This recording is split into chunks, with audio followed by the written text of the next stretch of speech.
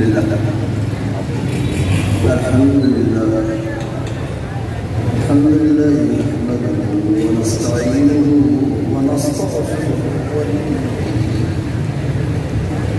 ونستغفره ونؤمن به ونتوكل عليه ونعوذ بالله من شرور انفسنا ومن سيئات اعمالنا من يهده الله فلا مضل له ومن يضلل فلا هادي له ونشهد ان لا اله الا الله وحده لا شريك له ونشهد ان سيدنا ومولانا محمدا عبده ورسوله ان احسن الكلام وابلغ النصر والنظام كلام الله مالك العليم المحيي العلام قد قال الله تبارك وتعالى في شان حبيبه مبرم وعامرا ان الله وملائكته يصلون على النبي يا ايها الذين امنوا صلوا عليه وسلموا تسليما اللهم صل صلاة كاملة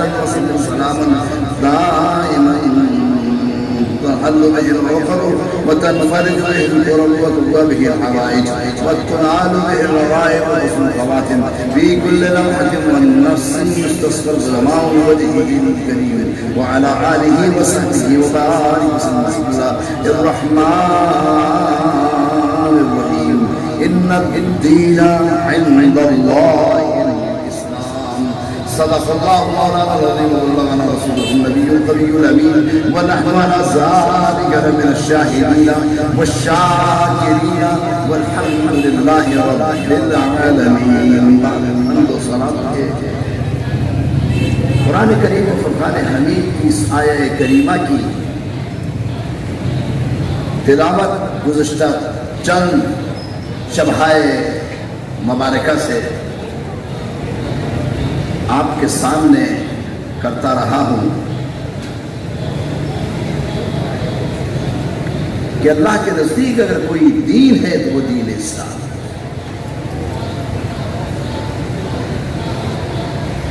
اور ذات ختمی مرتبت علیہ السلام کا سب سے مشکل کام جو تھا اس کا اندازہ لگانا بڑا مشکل ہے. ہم ایک بچے کی تربیت، تعلیم، پرورش اور اس کو ایک اچھا انسان بنانے میں کتنی تگ و دو کرتے ہیں. یعنی پیدائش سے لے کر خیال رہتا ہے کہ یہ اچھی تعلیم حاصل کرے، اس کے اخراجات، اچھا استاد،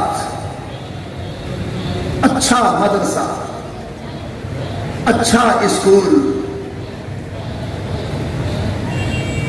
اچھا ماحول، اور پھر بچے کی ذاتی نگرانی، گھر پر اس کو الگ تعلیم دینا کتنا مشکل ہے.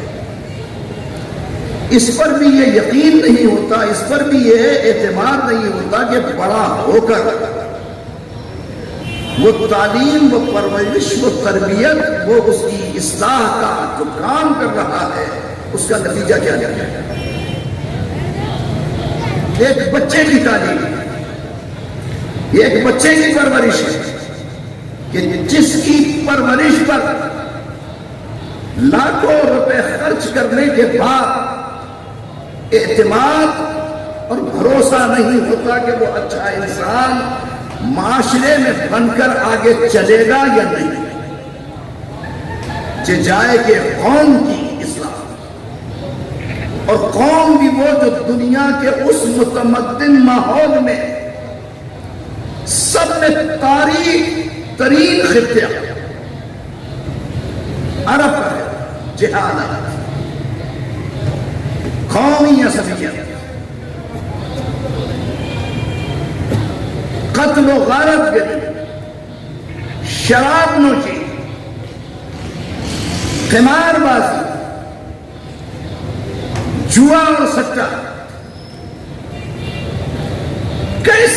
کیسے معائب تھے جو عرب میں نہیں تھے. اور اس عرب قوم کے سنبھالنے کے لیے اس خطے میں محمد مصطفیٰ صلی اللہ علیہ وسلم کا مبعوث ہونا.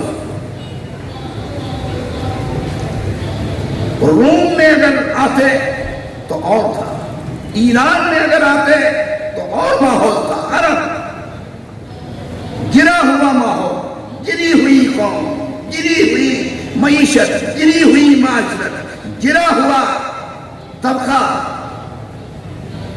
بیٹی کو دفن کر دیا. نشہ آور اشیاء کا استعمال. آج میں اس پاکستان کے ماحول میں پوچھتا ہوں کہ ہمارا نارکوٹک کا ادارہ ہے, منشیات پر کیا اس نے قابو پا لیا؟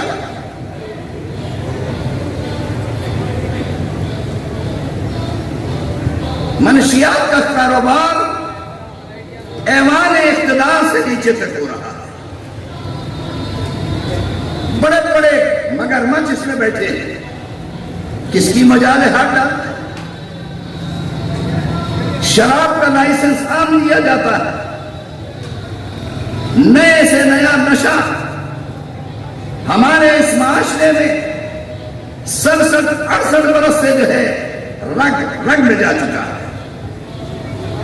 مگر حکومت یہ کہہ کر کہ یہ مافیا ہے, رشوت کا مافیا ہے, گلا فروشی کا مافیا ہے, قتل و غارت گری کہاں بند نہیں کر سکتے. 6-7 افراد کو ایسے گولیوں کا نشانہ بنایا جاتا ہے کہ لگتا ہے کہ قربانی کی عید میں کم خون بہا, انسان کا خون بہا, بسر جاری کم. اب دیکھیے, میں ہمارے سامنے کی بات عرض کر رہا ہوں کہ یہ ہمارے معاشرے میں اس ملک کی بات کر رہا ہوں کہ جس ملک میں آپ اور میں سانس لے رہے ہیں کس قدر مشکل ہے. کانفرنسز ہے, اس صوبائی اسمبلی ہے, قومی اسمبلی ہے, سینیٹ ہے, وزراء ہے, مشیر ہے, بے شمار ادارے ہیں. مگر کیا ان جرائم پر قابو پا لیا گیا؟ کیا ان جرائم کو کنٹرول کر لیا گیا؟ 67 برس سے ہر حاکم یہ کہتا ہے کہ میں اصلاح کروں گا, مگر بساط اقتدار نپٹتی ہے, چلا جاتا ہے. نہ رشوت بند ہوتی ہے, نہ گرا فروشی بند ہوتی ہے, نہ قمار بازی ختم ہوتی ہے, نہ نشہ آور اشیاء کا کاروبار ختم ہوتا ہے, نہ قتل و غارت گری ختم ہوتی ہے, نہ سفاکیت ختم ہوتی ہے, نہ ملک کے اندر جو ہے افراتفری کا خاتمہ ہوتا ہے. اور آج ہم اپنے شہر کو لیتے ہیں, اربوں روپیہ خرچ ہو گیا, کہتے شہر ڈوب گیا. اربوں روپیہ خرچ ہو گیا, کہاں سڑکیں ٹوٹ گئی. اربوں روپیہ خرچ ہو گیا, کہاں نالے اوور فلو ہو گئے. اربوں روپیہ خرچ ہو گیا, کہاں ہم نے ہر کوشش کری. ایسے ماحول میں کہتا ہوں رسول اللہ کے پاس کوئی اسمبلی تھی؟ رسول اللہ صلی اللہ علیہ وسلم کے پاس کوئی سپاہ تھی؟ رسول اللہ صلی اللہ علیہ وسلم کے پاس جو ہے اس دور کے اندر جو ہے کون سی ایسی چیز تھی کہ محمد مصطفیٰ نے نشے کو بھی ختم کیا, رشوت کو بھی ختم کیا, زنا کو بھی ختم کیا, قمار بازی کو بھی ختم کیا, قتل و غارت گری کو بھی ختم کیا, تعصبات کو بھی ختم کیا, آپس کے اختلاف کو بھی ختم کیا, آپس کے انتشار کو بھی ختم کیا, اور ایک ایسی قوم کو کھڑا کر دیا جو لا الہ الا اللہ محمد رسول اللہ کا نعرہ لگا رہے. یہ ایک انسان کا انقلاب تھا, اور اس انقلاب کو لانے کے لیے اللہ تعالیٰ کا مشیت کا دستور تھا. لوگ کہتے ہیں ہماری نصابی کتاب میں لکھ دیتے کہ رسول اللہ 40 برس میں نبی بنے. غلط ہے. ہماری نصابی کتب میں لکھا جاتا ہمارے کالجوں میں 40 برس میں نبوت بنی. غار حرا میں اقرا بسم ربک الذی خلق الانسان من علق واقرا وربک الاکرم الذی علم بالقلم. کیسے کہتے ہو کہ 40 برس میں نبی تو میرا اس وقت بھی نبی تھا جب آدم پانی اور مٹی کی بنا. حضرت جابر بن عبداللہ نے پوچھا بتا وجبت لک النبوہ یا رسول اللہ آپ پر نبوت کا واجب ہے. تو رسول اللہ نے کیا ارشاد فرمایا کہ جابر سوال غلط کر رہے ہو. جابر یہ کیا سوال کیا؟ ارے مجھ سے پہلے آدم نبی تھے, اس کے بعد نوح تھے, اس کے بعد عیسیٰ تک سارے انبیاء کا سلسلہ ہے. مجھ سے پوچھ رہے متا وجبت لک النبوہ, آدم پہلے نبی تھے. کہا نہیں, کون تو نبی ہے وہ آدم و بین الماء والطین, میں اس وقت بھی نبی تھا جب آدم مٹی اور پانی کے درمیان. تو میرا نبی تو اول ما خلق اللہ علیہ, سب میں پہلے اللہ نے میرے نور کو تخلیق کیا. رسول اللہ نے کہا میں آدم سے پہلے نبی تھا, میں اس وقت بھی نبی تھا جب کائنات کا کوئی ذرہ نہ تھا, کائنات کا وجود نہ تھا, میں اس وقت بھی نبی تھا. تو جس کی نبوت کا دائرہ اتنا وسیع ہو, جس کی رسالت کا دائرہ اتنا, ہم کہیں کہ غار حرا میں جبریل آئے, ہم کہیں کہ 40 برس میں نبوت ملی, ہم کہیں کہ 40 برس کے اندر جو ہے نبی ہوا. ارے میرے نبی کی توہین ہے, میرے رسول کی توہین ہے. یہ تعلیم مت دو, یہ تعلیم دو کہ ہمارا رسول اول ما خلق اللہ نوری, سب نے پہلے اس کا نور. کچھ نہ تھا تو میرا نبی, اور کچھ نہ ہوگا تو میرا نبی ہوگا. کچھ نہ تھا تو میرا رسول تھا, کچھ نہیں رہے گا تب بھی خدا اس رسول کے ذکر کو باقی رکھے گا. کیا آپ اور میرا ذکر کرنے کا محتاج ہے محمد مصطفیٰ؟ کیا میرے درود و سلام کے محتاج ہے خاتم النبیین؟ کیا میرے ذکر کے محتاج ہے فاطمہ کا باپ؟ کیا میرے ذکر کا محتاج ہے آمنہ کا نام؟ کیا میرے ذکر کا محتاج ہے حسنین کا نانا؟ کیا میرے ذکر کا محتاج ہے کملی والا؟ ارے میرے نبی کا ذکر تا قیام قیامت رہے, شفاعت کا تاج بھی ان کے سر پر رہے, شفاعت کا دولہا بھی ان کو بنایا جائے.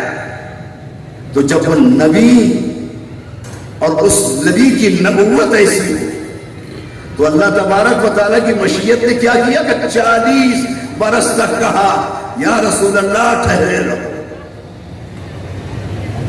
ابھی قوم سے نہ کہو, ابھی قوم کو پکارو نہیں, میں نے نبی بنایا ہے, میں نے رسول بنایا ہے, میں نے ہادی بنایا ہے, میں نے پیغمبر بنایا ہے, میں نے رشد و ہدایت کا سرچشمہ بنایا ہے, میں نے تمہیں تاج نبوت سے نوازا ہے. روز اول بھی میری نگاہ میں آپ نبی تھے, روز آخر بھی آپ نبی رہیں گے, مگر ابھی آپ کے کردار کی شمع کو جلانا.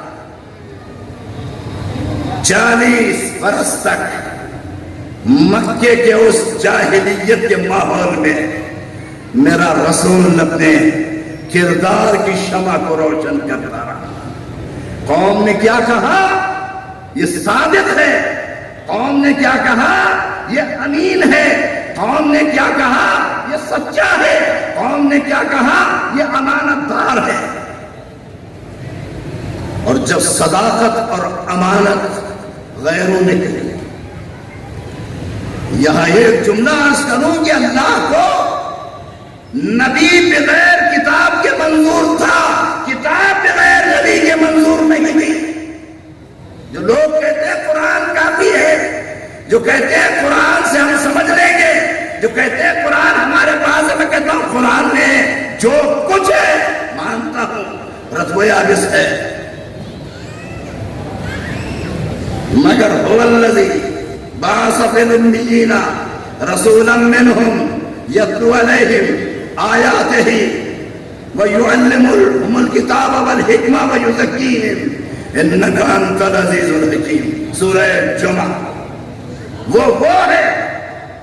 میں کہتا ہوں پروردگار تجھے اپنی تعریف بھی منظور ہے, تجھے اپنی ثنا بھی منظور ہے, تجھے اپنی حمد بھی منظور ہے, تجھے اپنا تعارف بھی منظور ہے, تجھے اپنی شناسائی بھی منظور ہے, تو کہہ کیا رہا ہے هو الذی, ارے وہ ہے جس نے ایسا رسول مبعوث کیا. اسے اپنی تعریف بھی مقصود ہے تو وسیلہ مصطفیٰ سے کہ دیکھو ایسا رسول بھیجا ہے. یہ یتیم صحیح, یہ عبداللہ کے گھر میں آنے والا صحیح, مگر خیال رکھنا وہ ہے اس نے ایسا رسول بھیجا. بعث فی الامیین رسولا کیا کہا یتلو علیہم آیاتہ, جو ان کی آیات کی تلاوت کرتا ہے, وَيُعَلِّمُهُمُ الْكِتَابَ وَالْحِكْمَةَ, اور ان کو کتاب و حکمت کا علم دیتا ہے, وَيُزَكِّيهِمْ, ان کا تزکیہ کرتا ہے, وَإِنْ كَانُوا مِنْ قَبْلُ لَفِي ضَلَالٍ مُبِينٍ, وہ اس سے قبل کھلی ہوئی گمراہی میں. یعنی پروردگار یہ کہہ رہا ہے کہ قرآن کی آیات کا تلاوت کرنا, قرآن کریم کا پڑھنا, قرآن کریم کا پڑھانا, قرآن کریم کا سمجھانا, الحمد کی الف سے لے کے والناس کی سین تک جو ہے قرآن کی تعلیمات دینا تو اسلام کا دین کا ایک حصہ ہے. وَيُعَلِّمُهُمُ الْكِتَابَ وَالْحِكْمَةَ, کتاب کی تعلیم دینا, حکمت کی تعلیم دینا, تزکیہ کرنا, یہ سب میرے محبوب کے دامن میں ہے. کتاب بغیر مصطفیٰ کے نور کے نہیں پڑھ سکتے, حکمت بغیر محمد مصطفیٰ کی تعلیم کے نہیں پڑھ سکتے, تزکیہ بغیر محمد مصطفیٰ کی تعلیم کے نہیں پڑھ سکتے. دین کا ایک حصہ قرآن ہے, تین حصے جو ہے ذات محمد مصطفیٰ. کہا کہ ایک دین لینا ہے, قرآن کو پڑھ لو, مگر قرآن کو سمجھنا ہے, قرآن پر عمل کرنا ہے, کتاب حکمت کو پڑھنا ہے, اپنا تزکیہ کرنا ہے, ذات رسول اللہ کی بارگاہ میں. جب تک بارگاہ رسالت میں آ کے جب ہسائی نہیں ہوگی, ادب نہیں ہوگا, محبت نہیں ہوگی, مودت نہیں ہوگی, عشق نہیں ہوگا, کچھ نہیں مل سکتا. ملے گا اس وقت کہ جب اس نبی کے دامن رحمت میں آ کر اور دامن عظمت میں آ کر جو ہے مانگو گے. آج دنیا میں پوچھتا ہوں اصلاح کے کتنے ذرائع ہیں. ایک ذریعہ ہے اخلاقیات, بڑی بڑی کتابیں رسول نے لکھی, افلاطون نے لکھی, اخلاقیات کا درس دیتے رہے, مگر کمزوری تھی کہ انسان نے بنایا تھا. کمزوری تھے کہ اخلاقیات کا درس دینے والے خود بد اخلاق تھے, اخلاقیات کا سبق دینے والے خود اخلاقیات کا مرکہ نہیں تھے. دنیا اخلاقیات کے دائرے سے نہ سمجھ سکتی. پھر انسان نے قانون بنایا. قانون اچھا ہے, قانون کے اندر بنانے والوں کا حکم ہے, اچھا قانون بنتا ہے, مگر تھوڑے دن بعد کہتے کہ نہیں امینڈمنٹ کی ضرورت ہے. 1973 کا آئین پوری اسمبلی نے متفقہ پاس کیا. اپوزیشن اور صاحبان اقتدار نے مل کر کہا کہ 73 کا آئین منظور ہے. میں نام نہیں لینا چاہتا. اقتدار کے سنگھاسن میں جنہوں نے دیکھا کہ یہ آئین ہمیں خود جکڑتا ہے کہ امینڈمنٹ کرتا ہے, کسی نے اس آئین کو اٹھا کر کہا کہ بالکل لپیٹ کر رکھے. مگر آرٹیکل 6 نے جب گلے میں پھندا پہنایا تو کچھ لوگ فرار ہو گئے. جو ہاتھوں کو لہرا کر کہتے تھے ہمیں ملک سے بھاگ گئے، میں نہیں جاتا، اور آج بھی یہ کہتے ہیں کہ صوبائی حکومتوں کو اختیارات غلط دیے گئے، امینڈمنٹ کر دو، قانون میں ترمیم کر دو۔ کیوں؟ قانون میں کہیں نہ کہیں کوئی سقم ہوگا، کہیں نہ کہیں کوئی کمزوری ہوگی، یہ بنانے والوں کے نیت کا، یہ بنانے والوں کے فطور کا، یہ بنانے والوں کی ذاتیات کا، یہ بنانے والوں کے نفاذ کا فرق ہے کہ وہ اس قانون کو پسند نہیں کرتے۔ قانون اچھا ہوتا ہے مگر قانون کا نفاذ مشکل ہوتا ہے، قانون اس سے غرض نہیں رکھتا۔ آپ جرم اگر چھپ کر رہے ہیں، قتل کر لیجئے، چوری کر لیجئے، ڈاکہ مار لیجئے، 10 جرائم کر لیجئے، قانون کہتا ہماری پکڑ میں نہیں آتا۔ قانون دیکھ کر پکڑتا ہے، چھپ کر قانون کچھ نہیں کہتا، جو کرنا ہے کرتا ہے۔ قانون کا سقم ہے، قانون کا سب سے بڑا عیب ہے کہ قانون اس وقت حرکت میں آتا ہے جب جرم علانیہ ہو، جب جرم نفاذ کرنے والوں کی نگاہ میں آئے، پولیس کی نگاہ میں آئے، رینجرز کی نگاہ میں آئے، آرمی کی نگاہ میں آئے، عدالت کی نگاہ میں آئے۔ عدالت حرکت میں آتی، پکڑو، 302 کا مجرم ہے، پکڑو، قتل کا مقدمہ دائر کر دو، 107 17 اور 151 کا بلوے کی دفعہ ہے، پکڑ کر اندر کر۔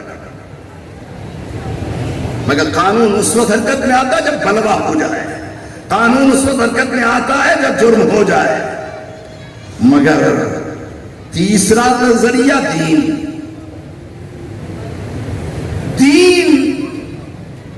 انسان نے نہیں بنایا، انسان بناتا تو اس میں عیب ہوتا، انسان بناتا تو اس میں نقص ہوتا۔ دین کا نفاذ کس نے کیا؟ دین بھیجا اس نے، اس کا نفاذ کیا محمد مصطفیٰ، اپنا کردار بتایا۔ جب قوم نے کہا صادق ہے، جب قوم نے کہا امین ہے، جب قوم نے کہا سچا ہے، جب قوم امانتیں رکھنے لگی تو محمد مصطفیٰ صلی اللہ علیہ وسلم نے جو قانون بنا دیا، جو قانون نافذ کر دیا، کہا یہ خدا کا کلام ہے، دنیا نے کہا کہ خدا کا کلام ہے، کہا یہ میری حدیث ہے، رسول اللہ پہ ماننے والوں نے کہا مانتے ہیں، تسلیم کیا۔ ایک چھوٹی سی ریاست مدینے، ایک چھوٹا سا مدینے کا ماحول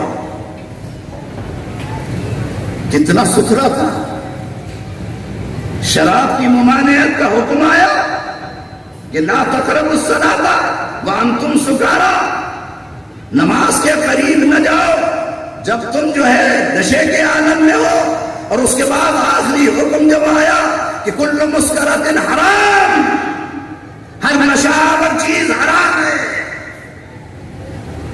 حدیثوں میں ہے مدینے کی گلیوں میں شراب بہ رہی تھی، شراب پینے والے شراب سے پناہ مانگ رہے تھے کہ زنا حرام ہے۔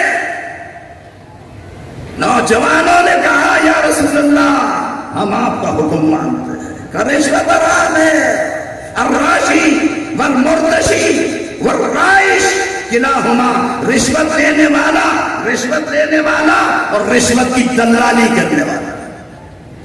فلاں کام ہے ہو جائے تو کیسے ہوگا؟ کہ فلاں افسر کو اتنی رشوت دے دو ہو جائے۔ الراشی والمرتشی، رشوت کا دینے والا والرائش، اور رشوت کی صلاح دینے والا، رشوت کا مشورہ دینے والا، رشوت کے لیے جو آمادہ کرنے والا، وہ بھی جہنم میں ہے۔ کتنا گناہ ہے، کتنا بڑا ہے۔ آج ہمارے سیکرٹری بلدیات بڑے نمازی بنتے تھے، عدالت سے گرفتار ہو گئے، روشن علی شیخ صاحب عدالت کے کمرے سے سیدھا جیل ہے۔ آج لائن ایریا پروجیکٹ کے اندر جو ہے کئی ایکڑ زمین کو جو ہے رشوت دے کے فروغ دینے اور کرنے والے اینٹی کرپشن نے چھاپا مارا۔ قانون حرکت میں آ رہا ہے، قانون پکڑ رہا ہے، قانون کا شکنجہ سخت ہو جائے تو جرائم نہیں ہوتے۔ اور رسول اللہ نے تو ایسا کوئی قانون نہیں بنایا۔ رسول اللہ نے تو جملہ جو مسجد سے کہہ دیا، منبر سے کہہ دیا، منبر سے ارشاد فرما دیا، آخری کھڑے رہ کر کہا کسی کا کوئی حق ہے، کسی کا کوئی قرضہ ہے، کسی کا کوئی لین دین کا معاملہ ہے، منبر پر نقاہت ہے، چلنے میں دقت ہے، حجرے سے منبر تک آنا مشکل ہے، کوئی ہے؟ ایک شخص اٹھا کہنے لگے یا رسول اللہ میرا حق ہے، یا رسول اللہ۔ کہا کیا حق ہے تیرا؟ کہا یا رسول اللہ میں فلاں جگہ جا رہا تھا، آپ کا تازیانہ، آپ کا کوڑا میرے جسم پر لگا تھا۔ یہ نہیں کہا، یہ نہیں فرمایا کہ کب لگا، کیسے لگا، ثبوت دے، کوئی گواہ ہے؟ قانون شریعت کا کام کہا آ جانا، منبر کے قریب بلایا، صحابہ حیرت میں، صحابہ اور پوری مسجد نبوی میں عجیب سناٹا ہے کہ ایک عام شخص کھڑے رہ کر کہہ رہا ہے کہ یا رسول اللہ آپ کا تازیانہ لگا تھا، بدلہ لینا چاہتا تھا۔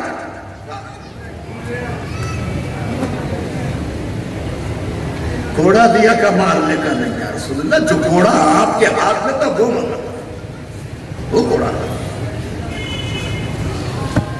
حضرت سلمان فارسی سے کہا جاؤ سلمان، سیدہ فاطمہ الزہرا کے پاس میرا وہ گھوڑا ہے، میرا وہ تازیانہ ہے، ماما۔ سلمان فارسی پہنچے، کہا فاطمہ محمد کا تازیانہ کہاں ہے؟ زہرا نے تعجب میں کہا میرا باپ جب سفر میں جاتا تھا تو کوڑا لیتا تھا، سفر میں جاتا تھا تو تازیانہ لیتا تھا، تو میرا باپ چل نہیں سکتا، میرے باپ کے جسم میں کمزوری ہے، میرے باپ کے جسم میں نقاہت ہے، میرے باپ کا ایک قدم آگے نہیں بڑھ سکتا، یہ تازیانہ کیوں مانگا، یہ تازیانہ کیوں طلب کیا؟ حضرت سلمان فارسی نے پورا واقعہ کہ ایک شخص مسجد کے اندر جو ہے بدلہ لینے کے لیے اس نے مطالبہ کیا ہے اور تیرے باپ نے تازیانہ مانگا ہے، اور وہ تازیانہ مانگا ہے جو تازیانہ زہرا اکثر رسول اللہ کے ساتھ لا کر دے دی۔ تازیانہ مسجد میں آتا ہے ایک عام شخص، رسول اللہ تازیانہ دے دیتے ہیں، جہاں تجھے لگا تھا وہاں مجھے مار، اے کوئی ایسا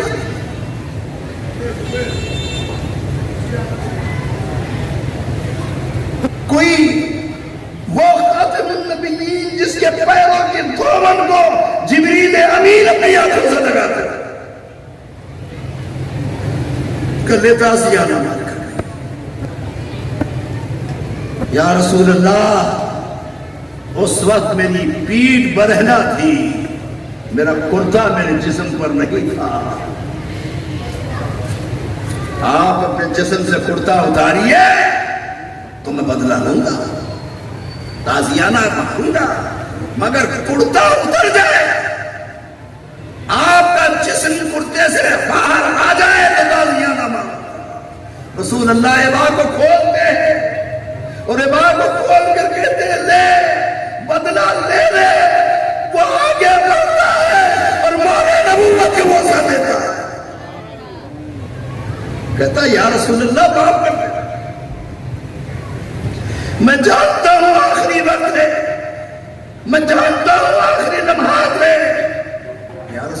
دل نے چاہا کہ آپ کی مہر نبوت کو بوسہ دے دوں، اور یا رسول اللہ میں نے یہ بہانہ اس لیے تراشا کہ میں آپ کی مہر نبوت کو چوم لوں، میں آپ کی مہر نبوت کو چومنا چاہتا تھا، میں آپ کی مہر نبوت کو بوسہ دینا چاہتا تھا، میں آپ کی مہر نبوت کو جو ہے اپنی آنکھوں سے لگانا چاہتا تھا۔ یا رسول اللہ اب کوئی بدلہ نہیں ہے، میری آنکھیں آپ کے مہر نبوت کو چوم چکی۔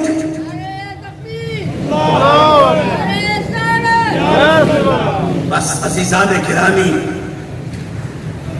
وہ رسول، وہ حبیب، وہ پیغمبر، وہ خاتم النبیین، جس نے قوم کی ایسے اصلاح کی ہو، جس نے قوم کو ایسے سنوارا ہو، جس نے قوم کو ایسے بنایا ہو، جب اس قوم پہ سن 60 ہجری کا وقت آیا اور قوم ایک مرتبہ پھر بگڑنے لگے، قرآن تاکہ نسیان پہ رکھا جانے لگا، مسجدوں میں شراب پی کر نماز پڑھی جانے لگی، اسلام کے چہرے کو داغدار کیا جانے لگا، اسلام کی تاریخ کو مسخ کیا جانے لگا، تو کیا ایسے میں حسین نہ اٹھتے؟ نبی کا گھرانہ نہیں اٹھتا، نبی کا نواسہ نہیں اٹھتا۔ آج لوگ کہتے ہیں حسین بابی تھا، حسین کو اقتدار کا لالچ تھا، حسین کو تخت چاہیے تھا۔ میں کہتا ہوں کہ خدا کی قسم حسین کے تو کٹے ہوئے سر کو بھی آج دنیا تسلیم ہے۔ اقتدار کیا چیز ہے، حکومت کیا شے ہے، تخت کیا چیز ہے؟ حسین کی حکومت تو آج بھی دلوں پر ہے، حسین کو تو آج غیر بھی مانتے ہیں۔ آپ ہندوستان چلے جائیں گے، آج 90% ہندو حسین کی زمین لگاتا ہے، آپ تو 90% زمین ہندو لگاتا ہے۔ بسوں میں چڑھ کر جو ہے بسوں کو روک دیتے ہیں، جگ میں شربت ہے، گلاس ہے، پوری بس کو شربت پلاتا ہے، لنگر ہندو پکاتا ہے۔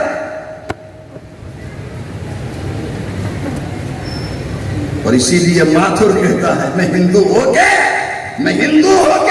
مداح ہے اولاد پیغمبر ہوں۔ تعجب ہے مسلمان پر کہ وہ غدار ہو، اور بنا میں تشنکا میں کربلا گنگا لٹا دوں گا، جو بھارت میں وجود سید ابرار ہو جائے۔ اور تیرے خطبوں کا وہ اعجاز ہے، ایسا نہیں ہے زہرا، تیرے خطبوں کا وہ اعجاز ہے، ایسا نہیں ہے زہرا کہ جس نے جنگ جیتی ہو اسی کی ہار ہو جائے۔ ماتھر ایک جگہ کہتا ہے میرے ماتھے کی سرخی پہ نہ جاؤ، میرے ماتھے کی سرخی پہ نہ جاؤ، تلک ہے خون کا دھبا نہیں۔ یہ ہندو ہے جو اپنے مندر میں اپنی دیوی کے پوجنے سے پہلے حسین کو پرنام کرتا ہے، حسین کے آگے جھکتا ہے، حسین کا نام آ جائے تو چومتا ہے، حسین کا نام آ جائے تو جھکتا ہے، حسین کا نام آ جائے تو آنکھوں سے آنسو بہاتا ہے۔ وہ کوئی علی اصغر کی شہادت کا تذکرہ کرتے ہیں تو غیر اپنی آنکھوں سے آنسو بہاتا ہے۔ کبھی ہم نے غور کیا جوشمدی آبادی نے اسی لیے کہا تھا کیا چند نوے بشر کے تارے ہیں حسین؟ ارے انسان کو بیدار تو ہو لینے دو، انسان کو بیدار تو ہو لینے دو، ہر قوم پکارے گی ہمارے ہیں حسین، ہر قوم کا فخر حسین، عیسائی کہتا ہے حسین، یہودی کہتا ہے حسین میرا ہے، بدھسٹ کہتا ہے حسین میرا ہے، ہندو کہتا ہے حسین میرا ہے، مشرک کہتا ہے حسین میرا ہے، باغی کہتا ہے حسین میرا ہے۔ ایک گناہگار سے گناہگار کے سامنے حسین کا نام تو کہتا ہے حسین میرا ہے، حسین میرا ہے۔ یہ میرے جیسے مشرک تھے مکے کے، کوئی غرض نہیں تھی، کوئی سروکار نہیں کرتے، وہ نہ قرآن کو مانتے تھے، نہ رسول کو مانتے تھے، نہ دین کو مانتے تھے، نہ شریعت کو مانتے تھے، کچھ نہیں۔ اور جب وہی مسلمان ہو گئے تو اب رسول کو بھی برا کہنے لگے، اب قرآن کو بھی برا کہنے لگے، اب شریعت کو بھی برا کہنے لگے۔ تو اس اسلام پر عمل کیجئے، اس اسلام کو اپنائیے جو اسلام قربانی مانگتا ہے، جو قرآن اسلام سر کٹانے کے لیے کہتا ہے، بغیر سر کٹائے اسلام نہیں ملتا، بغیر قربانی دیے اسلام نہیں ملتا۔ سورہ صافات پڑھیے، فلما بلغ معه السعي قال يا بني اني ارى في المنام اني اذبحك فانظر ماذا ترى قال يا ابت افعل ما تؤمر ستجدني ان شاء الله من الصابرين فلما اسلم وتله للجبين وناديناه ان يا ابراهيم قد صدقت الرؤيا انا كذلك نجزي المحسنين ان هذا لهو البلاء المبين وفديناه بذبح عظيم۔ سورہ صافات۔ آج وقت نہیں ہے کہ اس پر عرض کروں، آج اتنا مجھے مہلت نہیں ہے کہ میں سورہ صافات کے عنوانی پر آپ کے سامنے کچھ عرض کروں، کہ عزیزان گرامی اسلام قربانی چاہتا ہے۔ اسلام کبھی بچوں کو، کبھی پھل کو، کبھی جائیداد کو، کبھی زمین کو لٹا کر، اور جو لٹاتے میں پوچھتا ہوں، آزادی کی تحریک، پاکستان آزاد ہوا، ان سے پوچھو جو ہجرت کر کے آئے، جنہوں نے گھر چھوڑا، جنہوں نے بستی چھوڑی، جنہوں نے جائیداد چھوڑی، جنہوں نے گھر بار چھوڑا، جنہوں نے کنبہ چھوڑا، جنہوں نے اپنے گھر کے بڑے بڑے دانا، میں نے دیکھا، میں نے دہلی میں دیکھا ہے، میں نے لکھنؤ میں دیکھا ہے کہ گھر خدا گواہ ہے، میں تقریر کر رہا ہوں یہاں سے ٹاور تک، گھر کا شہر ہے، کتب خانے میں نے دیکھے، میں نے وہاں بڑے بڑی جائیداد دیکھی جو مسلمان چھوڑ کر آئے، دہلی دیکھی، لال کنواں دیکھا، بستی نظام الدین دیکھی، جو لوگ چھوڑ کر آئے، ٹرینیں خون سے بھری تھی، سکھ کرپانوں پر ان کے بچوں کو اٹھا کر کہتے تھے کہ پاکستان تم بعد میں جانا، تمہارا یہ بچہ پہلے پاکستان آنا۔ میرے پڑوس میں ایک دہلی کے مہاجر تھے، حافظ قرآن تھے، میں نے پوچھا ہجرت کا سفر آپ نے کیا ہے؟ کہا، میں نے کہا کیا ہوا مجھے بتا دیں۔ کہنے لگے در صاحب میری بیٹی دوران سفر مر گئی، میرے پاس پانی نہ تھا کہ غسل دوں، میرے پاس کفن نہ تھا کہ کفن پہناؤں، اپنا کرتا پھاڑ کر کفن دیا ہے اور گڑھا کھود کر دفن کیا ہے۔ عزیزوں، یہ ملک، یہ سبز ہلالی پرچم 14 اگست کو لہرانا آسان ہے، مگر اس سبز ہلالی پرچم کو لہرانے والوں کو یہ سوچنا چاہیے کہ آزادی کی یہ سفر، آزادی کی یہ منزل بڑی کٹھن تھی، بڑی مشکل تھی، اور اس کے اندر کئی شہیدوں کا خون ہے۔ جب یہ پاکستان ملا ہے، جب یہ ملک آزاد ہوا ہے، اور اسلام کا قلعہ حسین ابن علی کے خون کو یاد کرتا ہے۔ علی اکبر جیسا جواب دے دینا آسان نہیں ہے، علی اصغر جیسا معصوم قربان کر دینا آسان نہیں ہے، اونو محمد جیسے بھانجوں کو قاسم جیسا بھتیجا پامال کرا دینا آسان نہیں ہے، اور سکینہ جیسی بلکتی بیٹی، سکینہ جیسی معصوم یتیم بچی، سکینہ جیسی معصوم بچی جو باپ کے پیروں سے لپٹ رہی تھی اور کہا تھا بابا اکبر گئے نہ آئے، چچا عباس گئے نہ آئے، میں جانے نہ دوں گی، بابا آپ نہ جائیے۔ تو حسین نے کہا تھا کہ کیوں راہ روکی آن کے مجھ دل مدور کی، کیوں راہ روکی آن کے مجھ دل مدور کی، ارے جاتا ہوں بخشوانے کو امت۔ حسین نے سکینہ کی یتیمی کو برداشت کیا، سکینہ کے داغ کو برداشت کیا، اور زینب کبریٰ جیسی بہن، کلثوم جیسی بہن، رقیہ جیسی بہن، ان بہنوں کو یہ حسین کا دل تھا۔ میں آج تقریر ضرور کر رہا ہوں، کھارا در کے پولیس چوکی پہ میری تقریر کے سماعت کرنے والوں، خدا گواہ ہے آج میرے ان تقریر کے جملوں سے مدینۃ النبی میں فاطمہ زہرا کی قبر میں بھی ارتعاش۔ یہ مت سمجھنا کہ میری تقریر آپ سن رہے ہیں، میری تقریر، میرے یہ جملے زہرا کے کانوں تک بھی جا رہے ہیں، حسین تک بھی جا رہے ہیں۔ اس یاد کو دل سے لگا کر رکھنا، اور احسان سمجھ کر نہیں، عبادت سمجھ کر کرنا۔ احسان اور ہوتا ہے، عبادت اور ہوتی ہے۔ احسان تو ہم کوڑی کوڑی کا لے لیتے ہیں، عبادت سمجھ سکتا۔ اسی لیے حسین ابن علی نے کہا تھا کہ لوگوں جو پانی پینا تو مجھے یاد، میرے بچے فرات کے کنارے پیاسے تھے، گھوڑے پانی پیتے تھے، اونٹ پانی پیتے تھے، جنگلی جانور پانی پیتے تھے، مگر ساقی کوثر کا نواسا پیاسا تھا، ساقی کوثر کے بچے پیاسے تھے۔ خیموں میں بچے چھوٹے چھوٹے کوزے اٹھا کر العطش العطش پکارتے تھے۔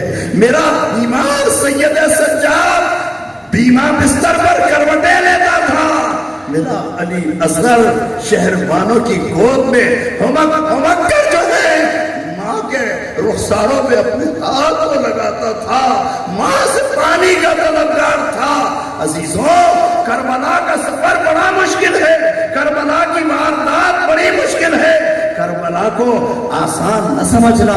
کربلا کا دیکھنے والوں نے دیکھی ہے، کربلا کو جنہوں نے دیکھا ہے، میں کہتا ہوں کہ ایک رئیس جو ہے صرف مسلم ابن اوسج اسدی دشمن تھا، مسلم ابن اوسج اسدی مکے سے ساتھ چلتا تھا، دور دور رہتا تھا، آل محمد سے نفرت تھی، آل محمد سے عداوت تھی، کہا کہیں ایسا نہ ہو نکاح، مگر حسین نے علی اکبر کو بھیجا کہا مسلم کو سلام تھا، بیوی تھی، غلام تھا، دستک دی کہ کون؟ علی ابن الحسین، علی اکبر دروازہ کھولا، کھڑے تھے، کہ بیٹا کیسے آئے؟ کہ بابا نے بھیجا ہے۔ کہ کیا پیغام ہے؟ کہ پڑھا نہیں، کہ سوچتا ہوں۔ بیوی نے آواز دی، میرے کانوں میں علی اکبر کی آواز آئی ہے، نواز رسول فاطمہ کا بیٹا بلا رہا، سوچ رہے ہو؟ ارے کہاں جاؤ اور جا کر فاطمہ کے بیٹے کے پیروں کو چوم لو، اور تو نہیں جاتا ہے تو میری چوڑیاں تو پہن لے، تیرا امامہ مجھے دے دے، میں نواز رسول کے پاس جاتا۔ کہ مسلم سوچو نہیں پہنچے، مسلم ابن اوسج اسدی کو امام علی مقام نے کہا مسلم مجھے جانتے ہو؟ کہا کہ کربلا جا رہا ہوں۔ کہا پھر میرے لیے کیا پیغام ہے؟ کہ میرے ساتھ چلتے ہو؟ کہا شہادت کا رتبہ ملے گا، شہادت کا مرتبہ ملے گا۔ مسلم ابن حوصلہ یاسری نے کہا کروں، گھر میں آئے، بیوی سے کہا جا، جتنی جائیداد تیری، جتنا سرمایہ تیرا، جتنا گھر بار تیرا، تو اب نکل جا، میرے غلام کو کہا میں آزاد کرتا۔ کہا ایسے کیسے ہو سکتا ہے؟ تم جاؤ میں نہ جاؤں، تم نواسے رسول کے قدموں پر جا کر اپنی جان نچھاور کر دوں، میں اپنی جان نچھاور نہ کروں۔ کہا میں بھی چلتی ہوں۔ مسلم ابن اوسج اسدی ایسے ایسے جان نثار، ارے جس نے حسین کا نام سن لیا ساری زندگی عداوت کرتا رہا، ساری زندگی نفرت کرتا رہا، ساری زندگی دشمنی کرتا رہا، قریب نہیں آتا تھا، مگر حسین نے بلایا تو کہا کہ حسین میرا گھر آپ کے قدموں پر پڑا۔ آج اس حسین ابن علی کے نام پر خدا گواہ ہے، ہم اور ہمارے بچے قربان ہو جائیں، ہمارے گھر اور گھر بار قربان ہو جائیں۔ اس حسین کی سبیلوں پر پانی پلانا، اس حسین کے نام کا لنگر تقسیم کرنا، اس حسین کے لنگر کو مانگ کر کھانا، یہ مت سمجھنا کہ یہ ٹکڑے عام ہیں، یہ ٹکڑے خاص ہیں، یہ نصیب والا بد نصیبوں کو نہیں ملتے، اور جس کو حسین کے نام کے ٹکڑے ملتے ہیں اس کی اولاد پوچھی نہیں، اس کے گھر میں فاقہ نہیں ہوتا، اس کے گھر کے اندر تشنگی نہیں ہوتی، اس کے گھر میں غربت نہیں ہوتی۔ اپنے بچوں کو حسین کا نام سکھاؤ، اپنے بچوں کے نام اہل بیت کے نام پر رکھو کہ رسول اللہ نے کہا مثل اہل بیتی کسفینۃ نوح من رکبہا نجا ومن تخلفہا غرق۔ میرے اہل بیت کی مثال نوح کی کشتی کی طرح ہے، جو اس میں سوار ہو جائے نجات پا جائے، جو اس سے خلاف کرے گا غرق ہو جائے گا۔ کتنے دشمن پیدا ہوئے، غرق ہو گئے، برباد ہو گئے، نام مٹ گیا، نسلیں مٹ گئی۔ محمود احمد عباسی اسی کراچی میں لیاقت آباد میں رہتا تھا، قصر میں فرصت کے بھیا کی اس کی بلیغ الدین اسی کراچی میں رہتا تھا، بڑا تم ترار تھا، ٹیلی ویژن پر ریڈیو پر ہائی لائٹ کیا جاتا تھا، حسین کا دشمن تھا، تباہ ہو گیا، غرق ہو گیا۔ آج معلوم نہیں یہ بلیغ الدین کی نسل بھی ہے یا نہیں ہے، مگر حسین ابن علی کا نام لیوا ایک فقیر ہو تب بھی خدا کی قسم وہ گدڑی کا نام بن جاتا، اس کو لوگ سراخوں پہ سجاتے ہیں کہ نہیں حسین کا نام لے کر کوئی حسین کے نام پہ مانگ لے تو حسین کے نام کا صدقہ دو۔ میں ان فقیروں میں ہوں، گداہوں میں ہوں۔ میں مدینے جاتا تھا، میں محراب پہ نہیں رکتا تھا، میں مدینے جاتا تھا۔ عزیزوں میں نے کبھی منبر رسول کے قریب جانے کی جرات نہیں کی، ریاض الجنہ میں جانے کی جرات نہیں کی۔ میں گیا تو زہرا کے دروازے پہ گیا، اور زہرا کے دروازے پہ جا کر بیٹھ گیا۔ کسی نے کہا سردر صاحب آپ کو جب بھی دیکھا زہرا کے دروازے پہ بیٹھا دیکھا، جب بھی عبادت کرتے دیکھا، تلاوت کرتے دیکھا، نفل پڑھتے دیکھا، زہرا کے دروازے پہ دیکھا۔ میں نے کہا اس لیے یہاں بیٹھتا ہوں کہ حسنین کریمین اپنے معصوم قدموں کے ساتھ یہاں سے آتے اور جاتے ہوں گے۔ میں اللہ سے یہ مانگتا ہوں کہ پروردگار مجھے عبادت پہ ناز نہیں ہے، تلاوت پہ ناز نہیں ہے، صدقے پہ ناز نہیں ہے، خیرات پہ ناز نہیں ہے، تراویح پہ ناز نہیں ہے، آنے پہ ناز نہیں ہے، مجھے ناز تو زہرا کی اولاد پر ہے، مجھے ناز تو فاطمہ کے لال پر ہے۔ اے پروردگار فاطمہ کے لال کا صدقہ عطا کر دے مجھے۔ آج جو عزت ملی ہے پوری دنیا میں قسم کھا کر کہتا ہوں یہ سیدہ فاطمہ الزہرا کے بچوں کا قدر۔ آل رسول کا صدقہ ہے، آل محمد کا صدقہ ہے۔ یہ صدقہ بڑا صدقہ ہے، یہ خیرات بڑی خیرات ہے۔ اس خیرات کو قسمت والے پاتے ہیں۔ میں انہی الفاظ کے ساتھ اپنے دوستوں سے اجازت کا طلبگار ہوں۔ اس کے بعد مجھے پھر رنچول لائن میں سبحان اللہ واس کمیٹی کے زیر تمام 10 روزہ جشن آل رسول و ذکر آل رسول منعقد ہو رہا ہے، اس میں بھی شرکت کرنی ہے۔ آپ حضرات سے اجازت کا طلبگار ہوں۔ اللہ آپ کو خوش رکھے۔ میں دعا دے کے جانا چاہتا ہوں، ایک فقیر کی دعا ہے، اس دعا کو یاد رکھنا۔ اللہ آپ کے بچوں کو سلامت رکھے، اللہ آپ کی نسلوں کو سلامت رکھے، آنے والوں اللہ آپ کے دل و جگر کو سلامت رکھے، اللہ آپ کو کسی کا محتاج نہ کرے۔ میری یہ دوست کاروبار کر رہے ہیں چاروں طرف، اللہ آپ کے حلال روزی میں برکت عطا فرمائے۔ پروردگار آپ کو دین دگنی چوگنی ترقی عطا فرمائے۔ اللہ جو بے اولاد ہے ان کو اولاد دے دے، جو اولاد والے ہیں ان کی اولاد کو فرما بردار کر دے۔